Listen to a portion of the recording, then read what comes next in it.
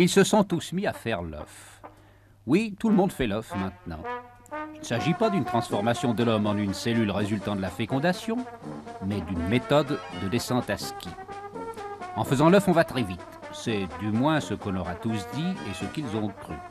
Alors, chacun dévale la piste, le dos plus ou moins arrondi, parallèle au ski, coudes en avant.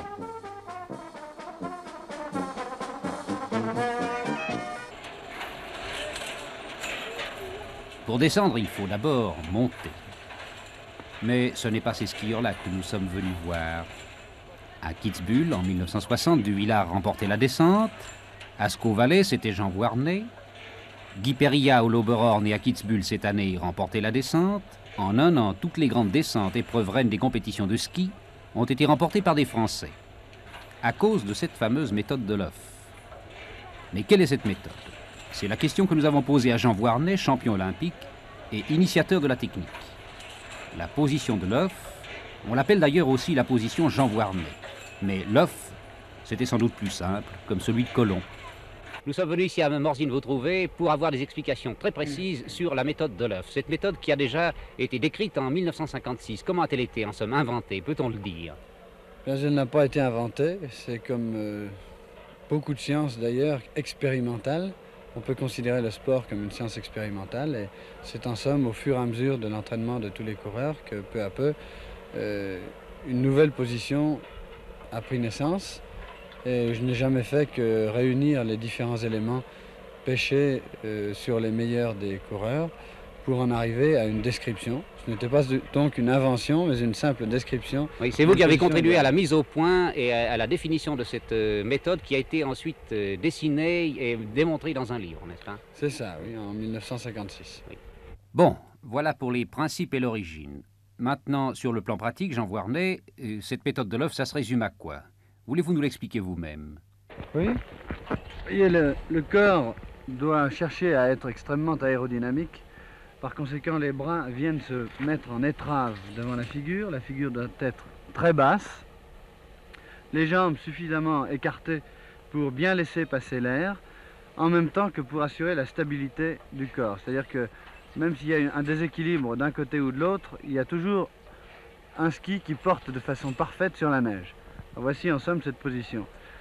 Évidemment, il y a des défauts. Si vous baissez les bras, l'air s'engouffre contre la poitrine, c'est une sorte d'entonnoir. Si vous relevez la tête, vous basculez en même temps les fesses en arrière, vous augmentez de façon considérable votre surface à l'air. La bonne position, en somme, c'est celle-ci. Vous nous la montrez de côté maintenant? Attendez, il y a encore un défaut. D'accord. Il y a encore un défaut, c'est celui que beaucoup de jeunes Autrichiens avaient, ainsi que les Américains, celui de resserrer les skis. Si vous voulez vous tenir bas en serrant les skis, vous êtes obligé d'écarter les genoux. Si vous écartez les genoux, vous voyez immédiatement ce qui se passe. L'écart extérieur. L'écart extérieur morde. Vous êtes en position assez délicate, déséquilibrante et même, je dirais, fatigante. Les muscles ne sont pas aussi agréablement posés. Alors de côté. Alors de côté, on retrouve cette fois-ci bien là, un peu l'œuf, si vous voulez. Il n'y a rien de particulier. Vous voyez que le corps n'est ni en bascule avant, ni en bascule arrière. Le corps doit être bien posé au milieu des skis. Voici. Les articulations qui travaillent le plus. Alors, les articulations qui travaillent le plus lorsqu'on a à les faire travailler, c'est-à-dire dans les bosses, sont les genoux et les hanches, comme vous le voyez. Ça peut aller, vous voyez, on peut aller jusqu'à se redresser complètement. Mais toujours bien au milieu, voilà. Vous voyez que les chevilles jouent très peu. Est-ce qu'il y a une question de musculature à entraîner? Oui, la meilleure preuve, c'est que moi, je suis déjà fatigué, vous voyez.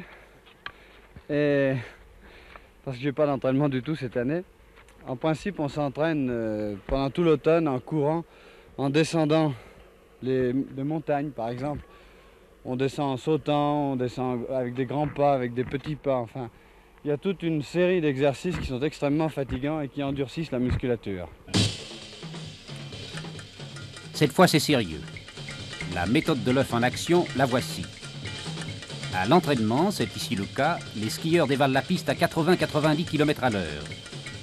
En compétition, Périllat fonce à 110 km à l'heure.